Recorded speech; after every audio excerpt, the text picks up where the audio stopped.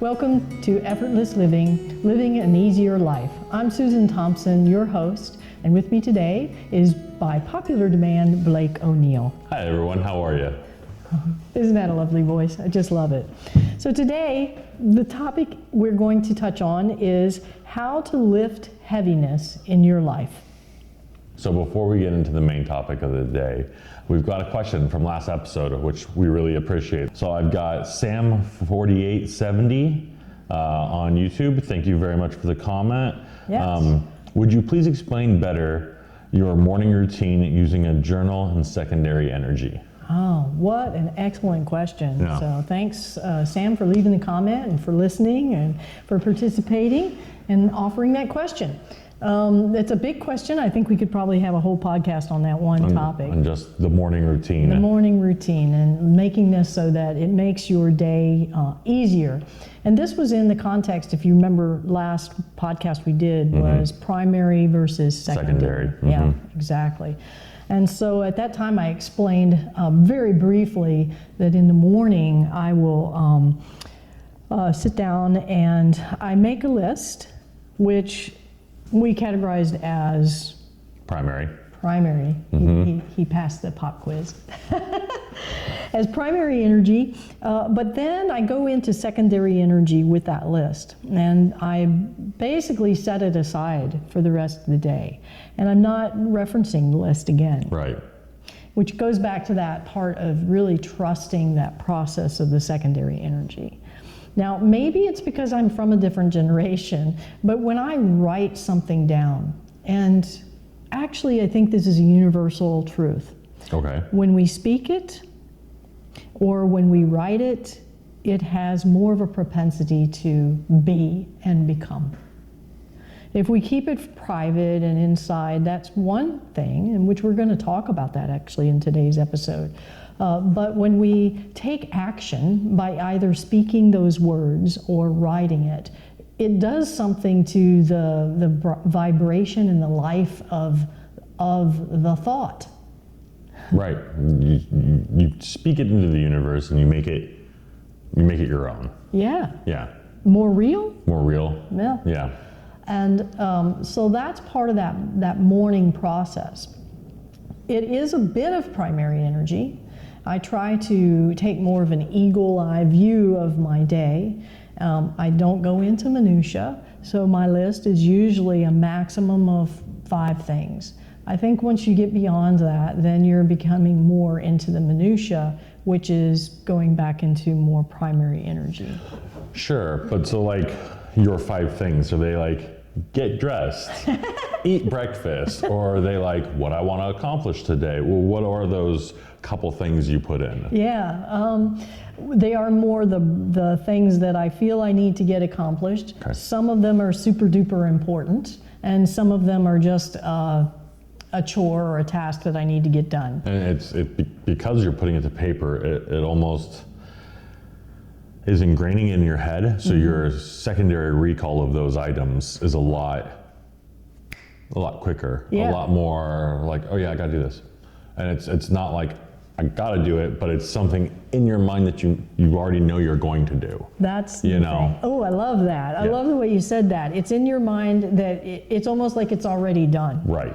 And I think that's the secondary energy part of this. That was well said, Blake, because what I want people to do to try to make their life easier is that trusting the secondary energy. So once I make my list, this is the challenge. I put the list away and I don't go back and refer to it. Right. That's hard. And maybe then the next morning when I sit down with my cup of coffee, I still have my notebook and I'll open it up, and at that point I'll review the list.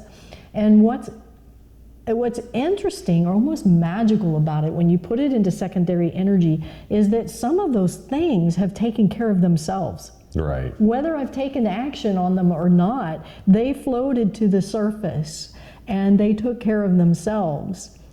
Again, just simply by putting it out there in word, whether it's a spoken word or a written word, and then it's letting go and not being so tied to that I need to check off that checklist. Right. Well, just give me a second. I'm going to get my book because it's right there. And I'm going to just give a real tangible example of how that day went. All right. So for example, and again, there's nothing really profound here. I wrote down Amazon returns / UPS and Kohl's, because that's where I have to take my Amazon returns. Do you have to cough? I was trying not to laugh. I know. And then Costco, which is a big journey for me because it's so huge. Then my phone calls, working on the audio system here. Okay. So I thought I would call this particular company and talk to them about a good podcast setup. And then calling my doctor or making a change in my doctor's plan.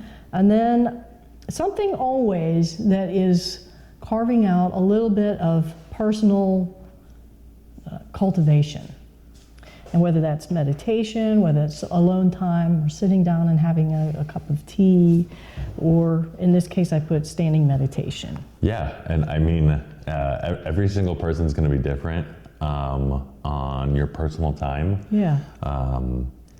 I had a tree in my backyard that was dead and had been dead for over a year, and my me time, I got a Christmas present and I cut that thing down. I ripped out its root system, and that was my me time. That's excellent. Tossed in my headphones, listened Yes. to our podcast, and just did it. Well, and see, I love that because it's so different than my me time. Right. And yet it feeds you. Right. And the other thing about that is, it fits so well into the topic for today.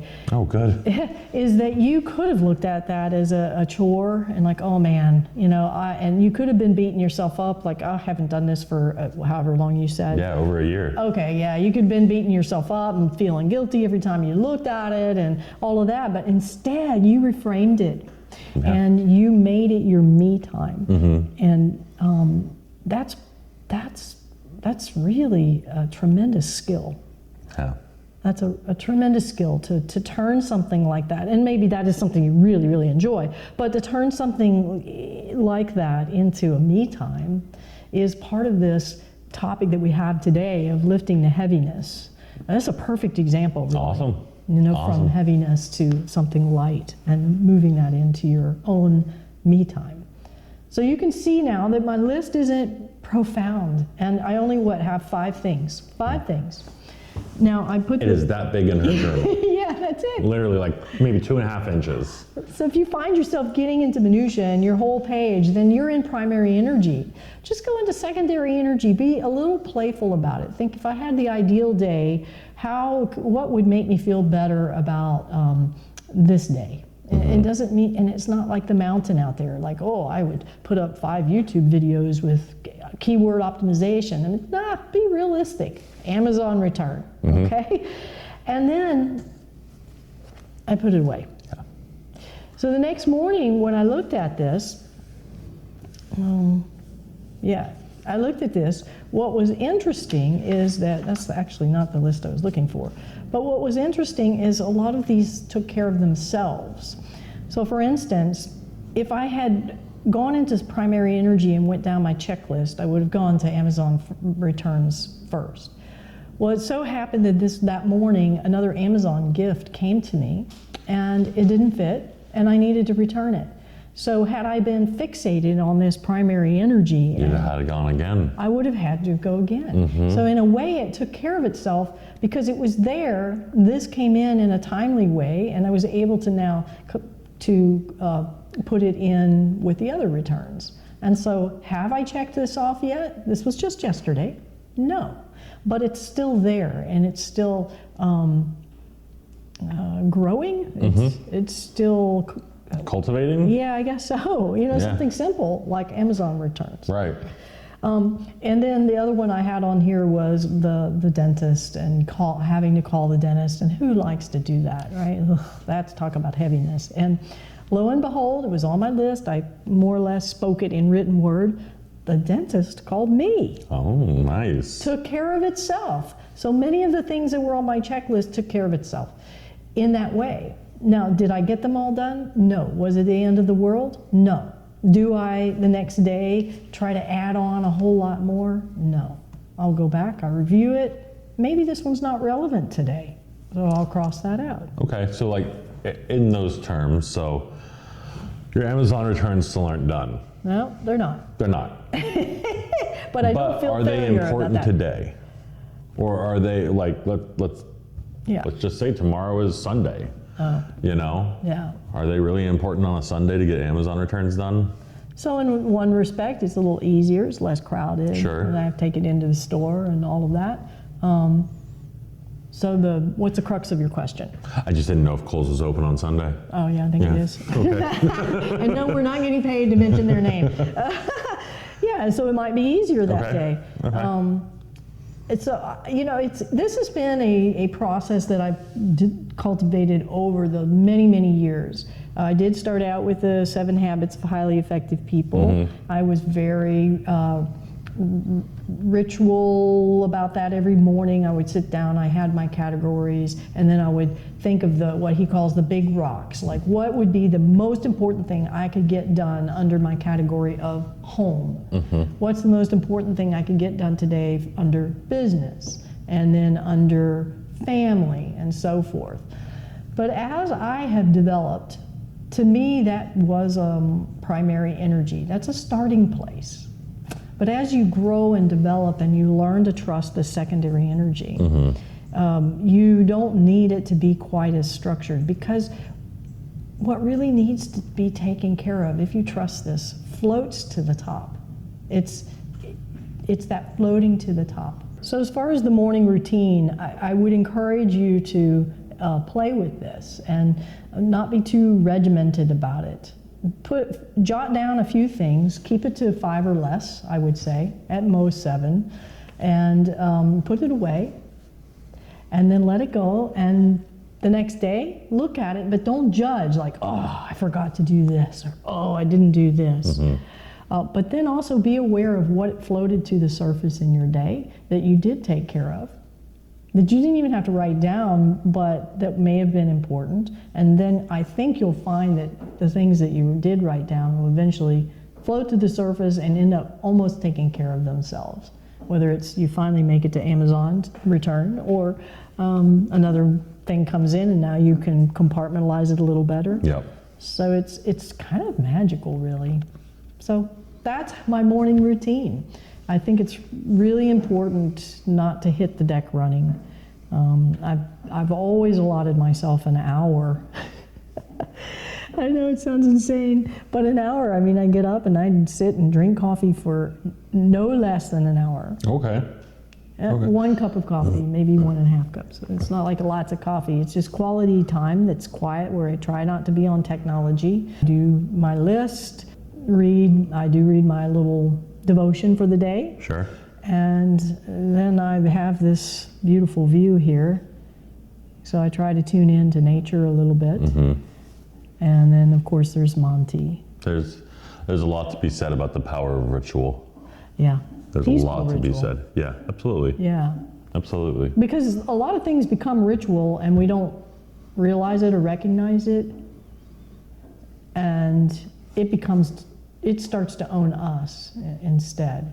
And that ritual is really just a distraction. So in other words, if you get up in the morning, the first thing you do is reach for your phone and check Facebook. Yeah, that's a ritual, but is it a healthy one? No. Is it helpful to yourself? No, but it is still, yeah, you're right. It's a habit. Yeah. And it's one that we really have to be mindful of, is how much we're turning to technology to distract us from leading an easier life, honestly, a richer life, a more meaningful life. Not to say there's not some meaning in social media, because here we are. Hello. Podcasting for Yep. social media. Right. There certainly is, but carve out that time for yourself, for some unplugged time and quality time. Yeah. Thank you very much for the question. If you guys have more, please post them on YouTube and we'll read them in the next episode. Excellent, yes. YouTube is our go-to place for the comments, so do post there. Shall we move on? Yeah. So, what is heaviness, and then how does it affect your life? Yeah. So the topic today is how to lift heaviness in your life, or from your life, probably is a better word.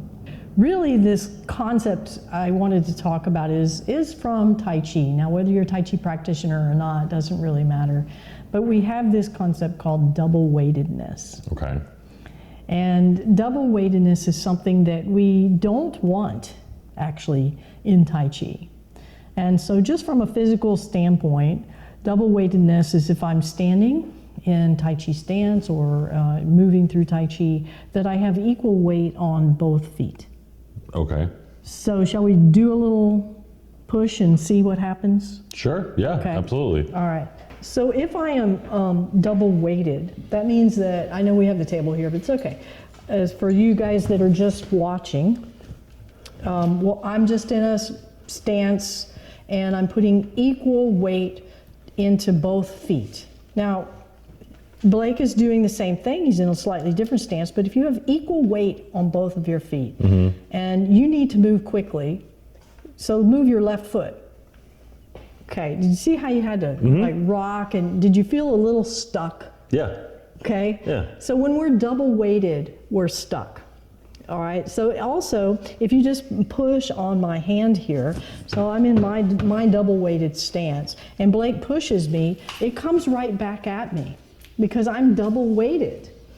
In Tai Chi, we don't ever want to be double weighted. And so look at that, your head's outside of the screen. Sorry. It's hilarious. That's okay, I like it. All right, but now if I shift my weight a little bit, so I'm not double weighted and he tries to push me. Okay, he's not being successful pushing me. Right. So I'm 70-30, or I could be 70-30, doesn't matter which arm, or which leg I'm, yeah. Right. It's pretty surprising, isn't it? Yeah. So we don't want to be double weighted for two reasons. One is we have more power when we shift that weight a little bit, and we're more rooted in ways, which is kind of opposite what you would think, right? Right. If you're double weighted, you would think, well, I've got both, weight pouring down on both feet. But it also impedes our mobility, our ability to adapt and to change to the situation. Sure. So if you listeners try it, Blake tries it, I try it, and we're double weighted. We have 50-50 on our feet. Okay, everybody do that. And then just imagine that you've got to lift one of your feet. Lift it up. Yeah, you can't because you have to transfer 10% more to this foot to, yeah. You're stuck, aren't Yeah. you? It's like super glued to the ground. But if you shift your weight all the way, not all the way rather, but to the other leg, 70%, then you have a chance of moving that foot a little bit quicker and easier and lighter. So that principle of double weightedness, or not being double weighted, is very important in Tai Chi. In fact, when I transition in Tai Chi to this front leg, then I can lift this leg and I have all sorts of options. Right. So it opens up options. Where I'm double weighted with both legs full, I don't have those options. I'm stuck. So if you're just listening, I want you to try it. I want you to stand up and put one foot in front of the other, double weight, and try to lift the foot that's behind or the foot that's in front, and you'll feel how stuck you are. Right. And I think in life, we reside there. We reside in that double weighted spot. Kind of being stuck. We're stuck. Yeah. And and that would be analogous to that primary energy. We're putting so much focus into the obvious that we're not flexible. Right. And we're stuck. We can't change. We can't make a quick change without completely offsetting everything, just like we did in our shift there. Right. All right, so Right. let's explore that a little more here. So we just talked about physically being double weighted. Right. What was really fascinating to me is one of my teachers, and I'll put his information down at the bottom of the page, the bottom of our comment sections or description. We'll pin it in the description. Yeah, just because I like to recognize when an instructor or a teacher has given me something valuable. I think we all need to do that. And he talked about that being double weighted is not only physical, and it's not just with our legs or our feet. It could be with our arms, it could be with our vision, and it can be with our thoughts. Okay. And that's what I wanted to explore today. So you remember last time we focused on Tai Chi Tom's heart here. Right. And in a way, that's being double weighted. Does that make sense? Am I totally? Because we were focusing on it. We're focusing on it. But then you had you had me as we were doing it, start absorbing more of the room and more of the room and more of the room. So I feel like I started out being really focused on it and double weighted, and then I started kind of pulling back from it. Yes. Is that correct? Yes, and do you remember when you went into the peripheral vision that you felt more Calm. right? Yeah. And you were moving now into more awareness. Right. And so that would be non-double weighted.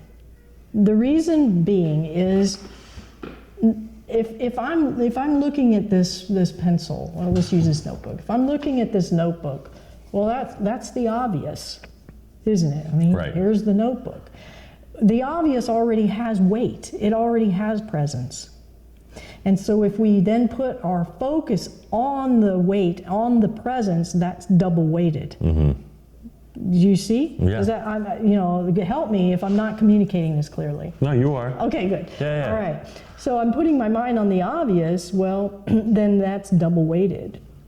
Rather, if you put your awareness or your mind on all the space around that book. Right. It's one of those things where it's like, for those of you that are listening, I'm holding up a green journal. Yeah. But what color is the bookmark? Well, if you were focusing on the journal, you wouldn't notice that it is orange, purple, and yellow. That's great. So that's what happens when you focus too much and you're double weighted with your vision. Absolutely. Yeah. And not only your vision, but your insight. Right. And your awareness of everything else Around going it. on. Right. Yeah. I mean, isn't that funny? Yeah. As I'm sitting here talking about this, I didn't even notice the bookmark. And here he employed what I was talking about right away and noticed this beautiful bookmark, which, by the way, believe it or not, was hand woven for me. Look how fine that is. It's very nice. Isn't this beautiful? Yeah. A Tai Chi student made that for me. It's very nice. Yeah. And so we would have missed that altogether had we been focused and double weighted on looking at just the book. Just the book. Yes. Right. So it really is opening up your vision and your awareness. But it's also expressed in so many other ways. So let's talk about a different way of being double weighted. Okay. For example, can we go back to your me time of chopping that Tree down. Yeah, absolutely. Okay. Double weighted would be putting it on my list, making it a to-do thing, and putting a deadline on it. Right. Failing the deadline. And then having emotions about failing a deadline. Yes. Yes, instead of just, I'm going to get around to it today. Yes, and not only that, but what did you do? I did it. I accomplished it. And I didn't overly think about it. As I was doing it, I had to keep watching out because I have a new puppy who kept trying to run underneath my axe and run underneath my shovel. Goodness. I know. So I got to spend time with my new puppy who loves the outside, and just spend some time with myself and my dog. Yes, and you framed it for me time. Right. Something that you would actually enjoy. Yeah. So you took something that really had a heavy quality, could potentially have a heavy quality to it. The big to-do, this big project that's been hanging over my head for a year, and I feel terrible about not getting it done. But instead, Blake took this and reframed it to, I'm going to get this done today, and it's going to be me time. Nobody's going to infringe on this. Right. So he took the heaviness and that double weightedness. Can you feel that? Can you feel that about yourself? Like when you've got a task that you just really don't want to do. I mean, I can feel it just talking about it. I feel that double weightedness in my heart and even in my body. But then to turn it around and say, oh, no, I'm going to make this, I'm going to reframe this. I'm going to look at the space around this journal book. Right. Yeah. And I'm going to look around that task and turn it into something that is your time, your carved out time. And then you're feeding yourself that lighter energy. So the topic here is that heaviness. And I think when we're double weighted emotionally, physically, spiritually, we are in that heaviness. And I think it's a human propensity. Okay. to see the negative things that happened in the day. So how do you, if you see the negative, so Susan really hates doing dishes. How do you, everyone hates doing dishes. Oh, okay. How do you make that lighter? How do you? I make my husband do it. Okay, fair enough, because I had to do the dishes this morning. But how do I look at that from a different way? Yeah. Because there's definitely a heaviness around it. It's a chore. Yeah. It's a job I have to do. How do I make it less a chore? And less double weighted. Yeah. How do I do that? Because it has to be done, so it already has this weight quality to it. And then it's our resistance to it. It also brings that heaviness. Right. Gosh, Blake, you're so good at this. Oh, you thank really you. are. Thank you. I wrote a book a long time ago. I haven't done much with it, and I addressed that kind of thing. How do we reframe this? And so you could look at it this way. What are those plates? What service are they to you? When they're dirty, they're nothing. But before that? Oh, they feed my family. They feed me and feed my family. Yeah. Didn't you feel your heart lift just when you said that? I mean, I felt lightness. I no longer felt double weighted. Yeah. So then when you pick up that plate, you are preparing it to feed your family again. And I mean, you could even go as far as if you're hand washing, it becomes an act of love and gentleness and thankfulness, gratefulness. I mean, to this seemingly inanimate object. Piece of ceramic, yeah. A piece of ceramic, but as you wash it, it's like you're cleaning it off, you're cleaning off the heaviness from it, you're preparing it as a clean slate, but rather a clean plate for the next meal that will sustain your family. And it becomes a loving act instead of a chore. It's a really good way to describe it, and I'm sure everyone listening that also hates doing dishes is feeling a lot lighter, because I definitely feel a lot lighter just hearing it that way. I kind of want to beat myself up a little bit because I did dishes before I got here, and I was definitely heavy the whole time. I was definitely double weighted the whole time, and looking back, I could have had a much better opening to my day. Well, it's a skill, it's just it's an awareness. It's Sure. bringing these new thoughts in, and that's why we're doing this podcast, Blake. Yeah. So that more people can start to reinvent the way they look at things and recognize, first of all, now you've got 80% of it conquered, the dishes in that way, because you're aware now, oh, I had that double weightedness, and now you've got a strategy next time you approach it, which will change it, be more balanced, that it's lighter. It's replacing or at least balancing the heaviness with the lightness. It's not to say that, oh, we're going to tap dance into the kitchen and whistle and do our dishes, but it's a better balance now. It's putting it into a bigger context, Right. which is just the same thing as that focus on visual focus, looking at something in tunnel vision, myopic vision. For those of you listening on not on YouTube, we're pointing at Tai Chi Tom's heart right now. Yes, Tai Chi Tom's our skeleton that I use for demonstrating some Tai Chi internal things. So if you focus right on his heart with tunnel vision or myopic vision, this is primary energy, and we're missing out on everything around. If we open up that vision, and then what's around it? What is around it? Space. Mm-hmm. And in that space, we can invite in. We can invite in the fact that this plate serves this purpose that is providing something for your family, so they don't have to eat off the floor. Yeah.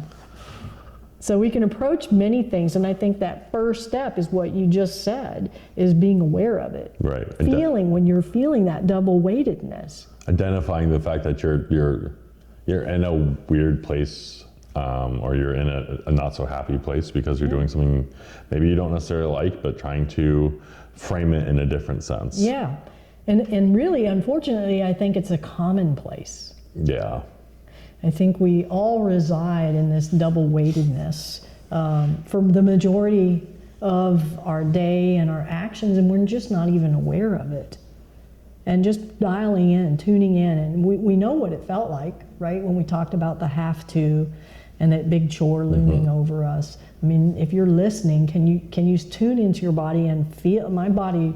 I'm super sensitive. My energy is very sensitive at this point, but I can really feel that my body feels heavier. And Sorry. no, it's okay. It's a sacrifice I'll make to talk about it. But then just talking about reframing it and even talking about those plates and washing those plates with a certain presence of mind and gentleness, a tenderness even.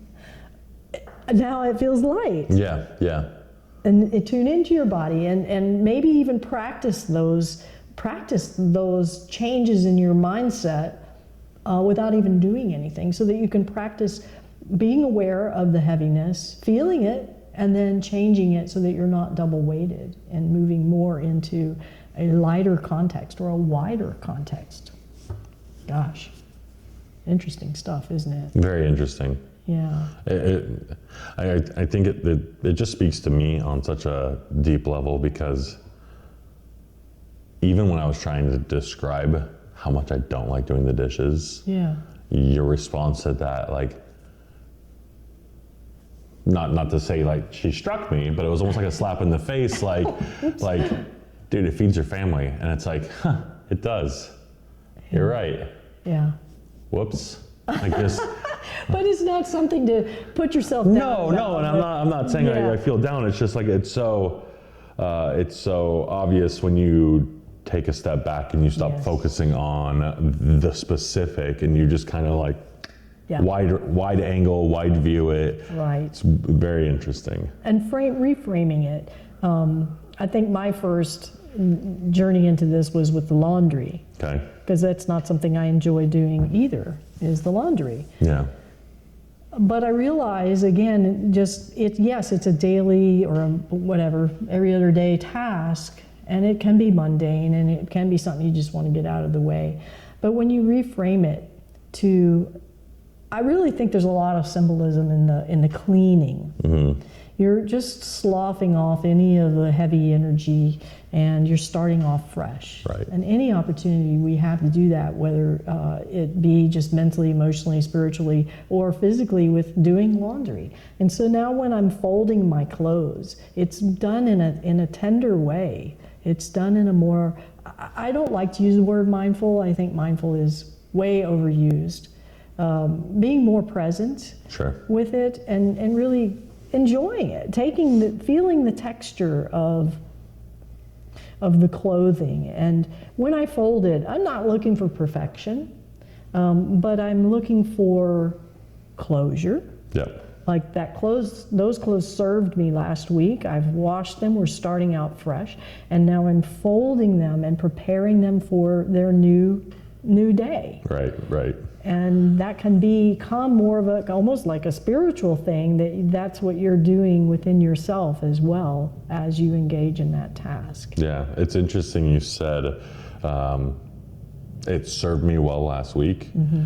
I think we don't forget, because I think of a tool, and I'm holding up a pencil right now. That's a tool. A hammer is a tool. Yeah. Our clothing is a tool. It keeps us safe, keeps us warm, keeps us generally like unashamed. But clothing is still a tool. It's still something that we've invented, we've made, and we utilize on a daily basis. Right. And again, it's interesting you use the word tool. Perfect. So this tool, this pencil, how effective is it right there, just lying on the table? It's useless. It's useless. Yeah. So the tool only becomes useful to us when we touch it. Right. And it becomes an extension of us. Mm-hmm. Oh my gosh, that was perfect. Mm-hmm. Of us. And so therefore, when we are maintaining that tool, we're maintaining us. Right. So doing laundry, we're maintaining our tool. Yeah, the extension of us, the expression of us. So no tool is by itself effective, and it has to connect to us, and then we employ our mind on it, and then it becomes useful to us. And so therefore, it's an extension of us. Mm-hmm. So anytime we're doing some sort of chore, it really is an extension of maintenance chore particularly. It's an extension of us. And we're taking care, and ultimately we're taking care of ourselves. Right. Putting it in that context, now it's not heavy, it's taking care of ourselves, which is an important balance that we need to carry through our life. Absolutely. Yeah. Very nice. What else? How does double weightedness affect you emotionally? I think we got into it a little bit with the dishes because, you know, I don't want to say I was like angry doing dishes this morning, but I wasn't happy. Yeah. And I mean, not every task should make you happy, but I shouldn't feel the opposite. Yeah. You know, Yes. how do I don't know, how do I tap into that other feeling? Yeah. Again, that takes practice. And we tend to, as humans, we tend to focus on the negative. I don't know why that is. It's just like we're just so designed to focus on the negative. Right. I mean, I think we touched on this in a previous podcast where somebody comes up to you and says something marvelous. Well, I'll just use a YouTube example. I get lots of beautiful comments, really, and thank you for those. Those keep me inspired and keep me going. But you know, you always have the one, right? Of course. They say the one negative thing, and what do you fixate on? The negative thing. Right. And it almost negates all of the beautiful things that have been said. It doesn't. Trust me, if you're saying beautiful things, keep going, because it helps a lot. But it's that negative, or somebody says something to you in the day that really got under your skin, and the rest of the day was smooth sailing. Doesn't even have to be something fantastic or wonderful, but it was smooth sailing. But Right. what do we go home and tell our spouse about that one thing that got under our skin? So we have a tendency, and that's being double weighted. I mean, we all do that. It's that one thing. You're right. It just seems like, yeah, we focus on it. Yeah, we focus on it, and then that focus we can't let it go. brings more life to it. That's why I like working with dogs, because I can get as frustrated as I want. Yeah. And then I can see a dog that like I have a relationship with. Yeah. And I go into the room and I just start playing with it until the doctor comes in and goes, "Blake, what are you doing here?" "Oh, sorry, I'm just heading back up front." "My bad." Well, see, and that's you're answering your own question. You Right. asked me how to you. Well, you know what makes your heart sing. Right. And so when we go into those heavy emotions, and we all do, and some of us struggle with it more than others, have your list of what lifts your heart. And even if you don't feel like it, make yourself go there. Whether it's thinking about something that brings you joy, or playing with a dog, or playing with your child or your grandchild, all of these things that we know, we just have to recognize that they're the counterbalance to being double weighted. And even if we introduce them a little bit, in other words, I guess what I'm trying to say is you don't have to, if you're double weighted and you're feeling that weight, you don't have to replace it with complete non-weightedness for it to be effective. So for instance, in Tai Chi, we're never, 50-50 would be double weighted, Right. but we're 70-30.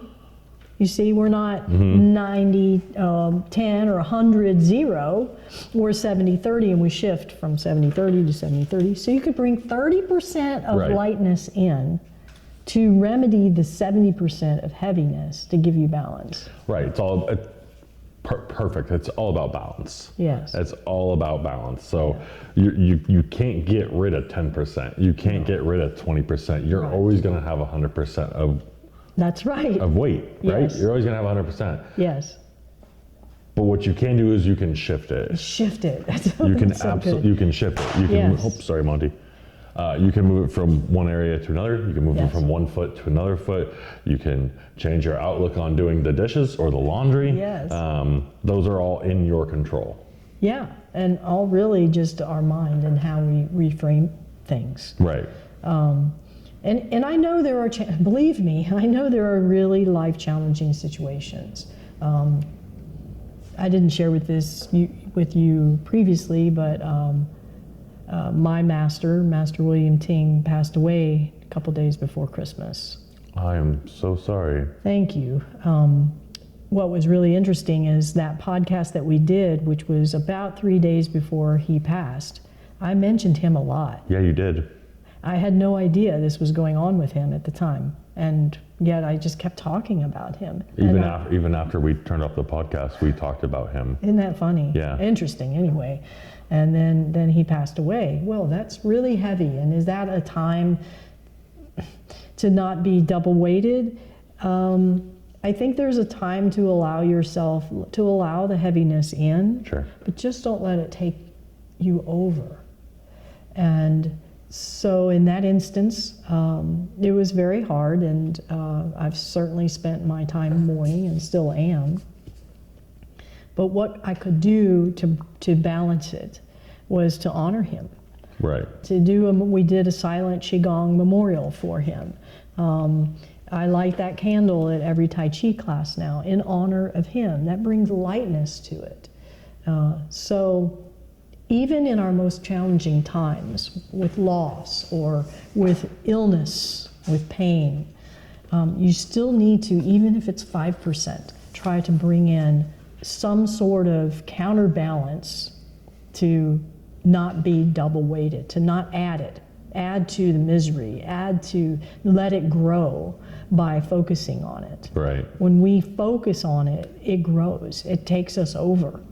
And when you're in a lot of pain, you really don't seem to have much control or empowerment over anything. Even if it's just the ability to look out the window and see a bird and be with that bird for one moment, then you're moving out of double weightedness. Right. Even if briefly, even if for one breath, you're moving out of double weightedness. It's the first step, and that is empowerment for you in that one brief moment. Yeah.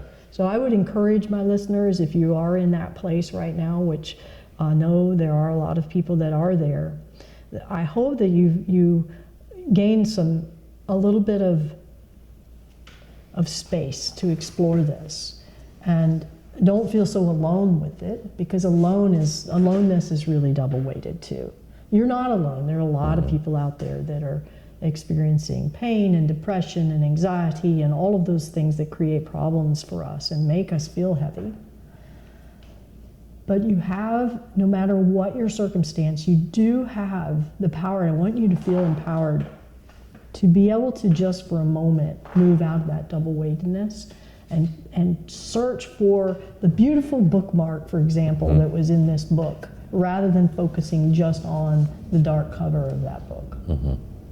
And in doing so, you're breaking that pattern of being double weighted. So I have another little story for you on what you focus on grows. I had a counselor that I knew, a counselor friend, and he said that to me one day, what you focus on grows. And isn't that the truth? Yeah. I mean, that's a really powerful statement. I mean, when you think about it, what you focus on grows. So if you focus on all that's going on wrong, or that 5 minutes of that one person in your day, then yeah, it's going to grow and it's going to become your double weighted experience. Right. If you have one person that just isn't polite to you, and you focus on the fact that one person wasn't polite to you all day, every other interaction, it doesn't matter if that person has the biggest smile, says thank you, anything, it's all going to seem like it's not good enough. Yeah. Yeah. Yeah, or it's got a shadow over it. Right. Or worse, you don't even see it. You don't even acknowledge that it happened. You don't even acknowledge that it happened. So Facebook, I feel like, is a sort of a mini model of life energy, and on what you focus on grows. Okay. So I don't know, for one thing, if you've noticed, if you go on Facebook a lot, then you get a lot of comments and there's just a lot of engagement. Yeah. And then there's some times where I just pull back and I don't do much on Facebook, and I don't get much engagement. And I don't get a lot of comments or anything like that. The feed becomes less interesting to me, the natural feed that comes through. And it seems to sort of shrink and not become so important to me. But then once I get back in and I'm posting, and then it grows, and I'm getting more comments, and then I get drawn in more and more and more. And so I'm feeding it, right. and it's growing because I'm feeding it. Not only that, but what I feed it changes what the algorithm and what they're putting in front of me. And so, for instance, my husband's Facebook feed and friends and focus is completely different than mine. Right. And so I really feel like it's kind of an interesting study. It's a little mini model of life energy, of what we put in is what we get back. And you can say, well, it's Facebook and its algorithm. No, I think this is the way life is, in a way.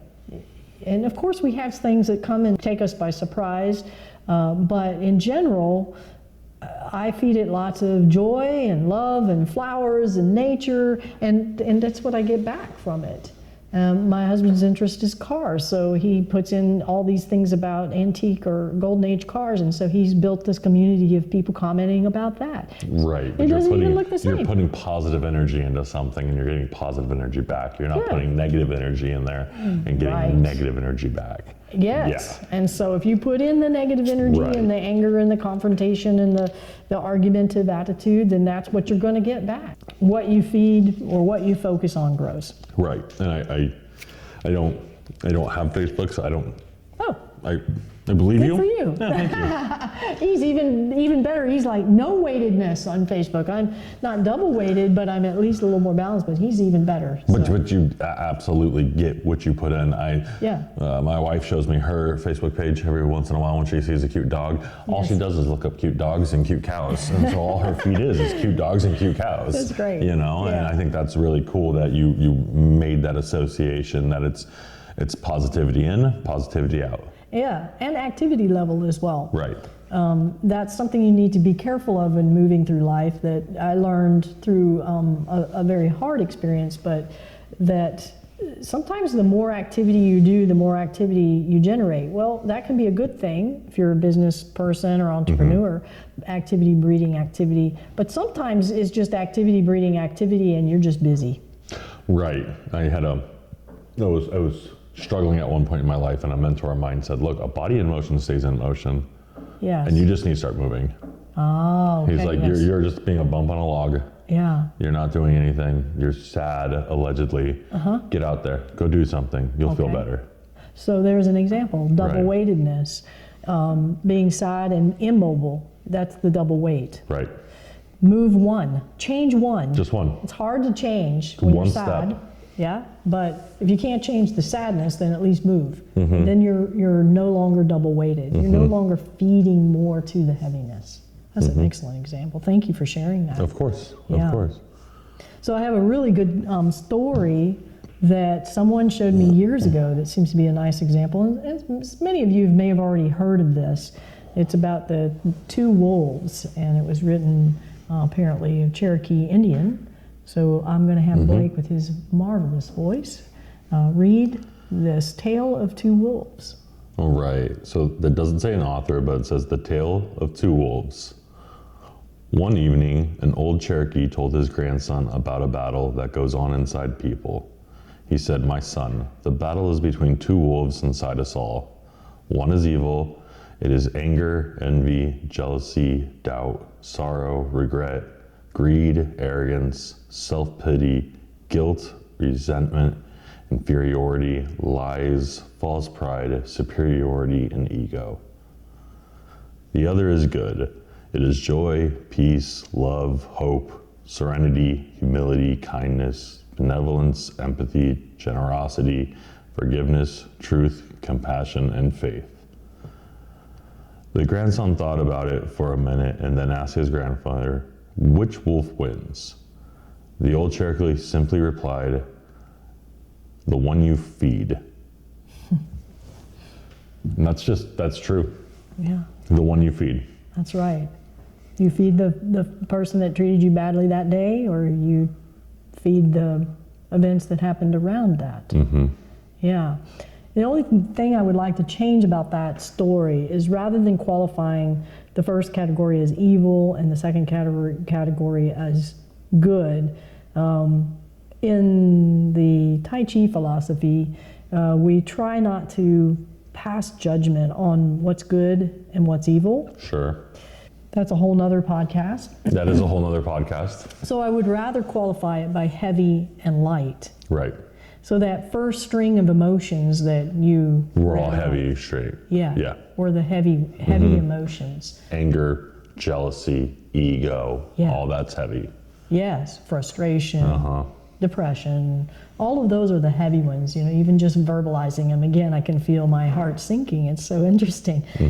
But then the lighter qualities of joy and love and kindness, consideration, the whole string that you read there. Right. That's what keeps us from becoming double weighted.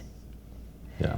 Any way we can invite that into our lives, whether it's something silly like playing with the dog or your child, or a gracious quiet moment where you're noticing the bird that lights on the branch as you're experiencing maybe something heavy in your life, inviting in a little bit more of the lighter energy, we call it light energy, moves you out of that double weightedness of lift, that helps you to lift the heaviness in your life. And I think it's like any other skill. You have to practice it. Right. And then it comes more quickly. At first, for me, it felt sort of, well, let's put it this way. When I was younger, it came to me more automatically, actually. Okay. It just seemed to be part of who I was, I think. Definitely was. It was a gift. Okay. But as life encroaches and things happen and our human nature Takes over. we start to focus on the heaviness. Yeah. And it becomes harder. As life starts to crowd us, it becomes harder and you start to lose touch with even that part or that lightness that you can have. And that's when you become double weighted. And so then you almost forgot how it was. You have to bring it back in and you have to practice it. I don't know if that's true of everyone. Some people might already have that and have not lost any of that. But I just think that it's maybe a natural course of life, that we start out kind of pure and then we just start to pick up gunk, it sticks to us. And if we just let it stick to us, then we kind of sink. Right. And then we add to, oh my gosh, I've got this sticking to me and this, and I'm focusing on it, and now I'm really double weighted and I'm sinking. And all we have to do is just shift our focus a little bit and practice bunking that piece off. yeah, just whatever. Yeah. Giggle at something, give yourself permission to laugh at something or to engage in looking at something beautiful. Or find the one thing that gives you a flicker of joy in your heart and visit that throughout the day, even if 10 seconds. And that's your practice. And then it becomes more automatic. And then when you wake up in the morning or you're in your day and you feel yourself feeding the heavy wolf, you can, for a moment, you can switch channels and feed the lighter wolf or the lighter energy. When you catch yourself just kind of moving into that heavy mode, taking that second, I don't know where I got it from. It may have been from the 7 Habits, but like we're talking about practice, but even if you fake it, Yes. even if you just smile, Yes. even if you just laugh at your coworker's joke that really wasn't funny, but you smile and you laugh along with it, it's gonna release endorphins in your head. You're feeding the right wolf. Yeah. It's gonna start. So even if you can't really practice the good habits, why don't you just fake the good habits? There you And that will lead to practice, and that will lead to feeding the right wolf. All right, so if you're in my Tai Chi studio, you're No faking thinking it. I told Blake to say this, but I didn't. This is why you're so incredible. It's just like, I don't know, it's that reverberance, the high, that's just amazing. Because I have 3 rules when you start my Tai Chi class. Okay. One is no pain. Okay. Always move within comfort, so no pain. Pain is heavy, so we would double weight it if we bring in more pain, right? The other is no stress, so you leave the stress at the door. Love it. And then the third one is fake it till you make it. Love it. So there's a lot of value into faking it, or pretending. Even if you don't feel it, Right. that just pretend it, just like Yeah. you said. And somehow that lights that, it's like the candle wick that's just smoldering, and you pretend that it's lighting, and one day it lights. Right. You feel it. And then you're, even just pretending, you're offsetting that double weightedness. Yeah. I love that. Yeah. That was really, really great. Thanks. Yeah. Well, I think our time is actually running out. Any last questions or comments or closing comments that we might add to this? Once again, a fantastic conversation. Absolutely. I think we talked a little bit on, if you're in a rut, if you're in a bad place and you can't figure out kind of how to get yourself out of it. And we talked about finding the thing that sparks joy, finding that thing that makes you smile. There have been times, and I know Susan has been this before, where in our own mind, we think nothing will make us smile. We think nothing can pull us out of our rut. Reach out to someone. There's someone out there. The small amount of joy that you spark in someone else will spark it in you as well. Yeah. So if you can't think of anyone to make happy, to make yourself happy, because I know it sounds selfish, but it works. Leave a comment for Susan. Say how great we're doing. There you go. Do something like that. Be really nice to your waitress. Do something small. Yeah. And it's going to make you feel better. There's always someone out there willing to help you out. Oh, gosh, that's another fantastic point, and another strategy, actually. It sounds selfish, but sometimes I help people to feel better. But it's the non-double weighted selfishness. Right. Selfish would be, I'm calling my friend because I'm really in the dumps and I want to draw her into my dumpy world. No. That's selfish. Yeah, that's... But I'm feeling in the dumps and I'm going to take flowers over to my neighbor. That, even because I know that's going to make me feel better, that's not double weighted. Right. That's really, really a great strategy to reach out. Even the smallest thing, like Blake said. Even the small thing, something you think won't matter at all. Yeah, because you just never know what kind of impact the smallest gestures have on another person. And wouldn't it be great if we could just have those little moments that we feed the light energy, that we get out of the double weightedness? Because when I move out of double weightedness and I touch you, then you're also moving out of double weightedness.